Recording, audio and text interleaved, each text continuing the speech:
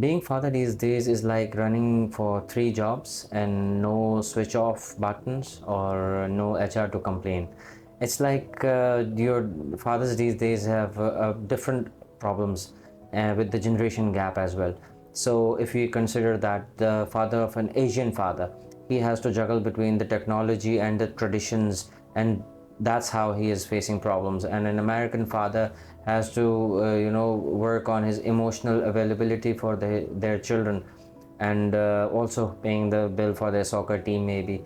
And for an European father, he has to look for his gluten-free lunch for their children and everything. So basically, father everywhere around the world, being a parent is difficult. It's not easy, especially when you are a millennial and your kid is a Gen Z or Gen Alpha. So that's a huge gap, and you have to understand one thing: you cannot parent your child according to your age, your technology, your traditions, because she has been growing in a different environment, right?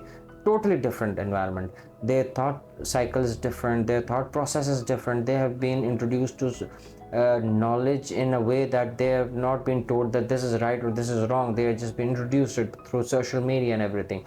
So you have to understand that as well. You just cannot say that this is right or this is wrong, or your forefather have been doing these things. They will never understand that. You have to emotionally available for that. And also today in this topic I'm going to share you with some tips as well, so that you can come to a understanding with your children, that how they are thinking and how they want you to behave, so that you can have a good bonding as a parent. If you have been watching so far, do subscribe to this channel. This means the world to me. And let's start with the topic. First tip would be being friends with your child. Being friends does not mean that give a limitless, freedom and everything. There's a limit to everything, but you have to be friends with them in a way that you should know you're emotionally available for them. You should know what scares them, what makes them happy, what makes them excited. You have to be there for your child. Basically, that is your whole property. That is something that you live for. When I became a father, I lived a different life. I lived a different life, and I was like a different person, careless, maybe a bit like all the things were about me. But when I became a father, everything that circled around me went to that child, and that circle around that child. Now everything I do and I live, I want to see the other person happy, my child. So my center of the universe changed to that.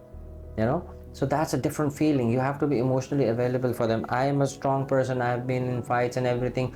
I never have been scared of anything. But if my child cuffs like 2 to 3 times in a row, it scares me. So that's the emotional connection there, right there. You have to be protective about your child, but with that, you have to make your child strong as well. You have to tell the right and wrong to your child, not just telling it, making them know that what is right, what is wrong, what is a stranger, why stranger is called a danger. So these things you have to tell them, because this world is a bit scary nowadays. You have to train your child, you have to prepare your child. The next tip is think like them. Think like them means they are in a world where social media is everything. Maybe they consider social media their parent. They are learning a lot from social media. So you have to learn social media as well, because when a child comes to you and say that you have how much like do you have on your Instagram, or what is Instagram, you should know what is that, what is Snapchat, what is Tinder, or anything. So you should know these things. You should have to have an account, or at least show interest in what they feel interested in. That's how you're gonna have a good emotional connection with them. Number 4, emotional connection. Your emotional intelligence is the basic power, is sort of a superpower. You have to use that. Sit with your child. If he's crying or she's crying, sit with them and don't say that don't cry, it's okay, it's fine. No, ask them, why are you crying? Tell them that if this thing had happened, we should take these measures not to make it happen again. Or if something is hurting them, let them know that why this thing is hurting them and how they can get away from it. So your emotional intelligence is a superpower. Use it. Number 5, what to warn them about. Tell your son that being strong does not mean that you have to be like fearless or just go into the battle part.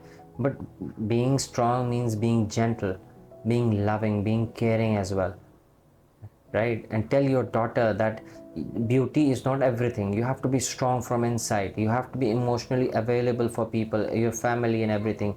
Think, work hard. This, it's a hard society. You have to work for it. Not just being beautiful is everything. You have to take these burdens away from your children. Number 6, freedom versus free for all. There's a difference. Freedom comes, and freedom is earned basically. It's not something to present in a plate. If you are providing your son or daughter with freedom and you're saying you have this freedom, that means they have earned it. They have earned your trust. They have that you have the trust on them that they won't do something wrong. That's the freedom we are talking about. Free for all means they, whatever they do, at the end of the day they will regret, and at the end of the day you will regret. They will get hurt, you will get hurt too. You are one team. Let them believe this thing, that you're one team. Number 7, why kids misbehave. Misbehaving is something natural, it's common, right? People do that. Just go in and talk to them why they misbehaved, what's wrong with them. Try to understand. If they want a bit space, give them the space, but talk about it. You don't have to let that go away or just fight with them instead. No, there's no positive coming out of that. So misbehaving is common, but it's normal, and you have to act accordingly. Tell them that, admit where they're wrong. If you're wrong, admit that, then say sorry. They will learn from it. Remember, the strong families have strong bond, and they are stronger together because they cook together, they laugh together, they play together. You have to create that space. Your child should love to be with you, around you. When they were kids, they love to be around you, they love to go out with you. But as they grow up, what changed?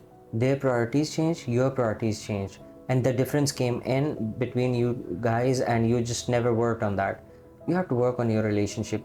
Give them the freedom, as I said earlier, but with the freedom it comes responsibility as well. So teach them that too. See you in another video. Take care.